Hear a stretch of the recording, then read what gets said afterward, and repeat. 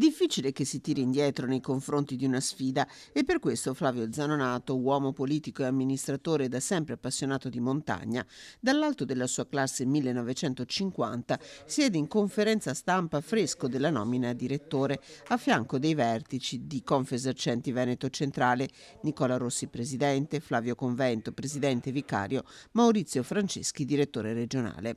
Da lunedì 31 marzo, votato dalla Presidenza all'unanimità, Flavio Zanonato è il nuovo direttore dell'associazione. Poche le presentazioni necessarie per Zanonato, soprattutto a Padova, sindaco della città per più di 3 lustri, consigliere regionale, ministro dello sviluppo economico del governo Letta, europarlamentare. Il suo curriculum politico e amministrativo lo metterà a disposizione di questa nuova avventura professionale. È un ruolo nuovo perché ha accettato questa sfida.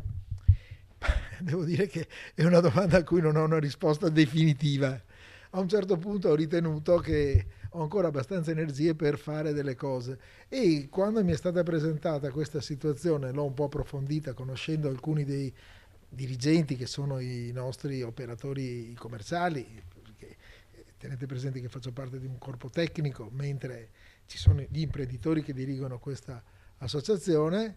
Ho trovato persone che mi hanno affascinato, dico ma vuoi vedere che provo a fare anche questa cosa che ho nella vita? Negozi di vicinato, il posizionamento nei confronti dell'e-commerce e della grande distribuzione, un dialogo costante con tutti gli enti cittadini, i territori di Padova e Vicenza, quelli di cui sarà chiamato a occuparsi Zanonato, che tra le altre cose cercherà di far capire l'importanza delle associazioni di categoria, visto che 8 commercianti su 10 non sono iscritti a nessuna.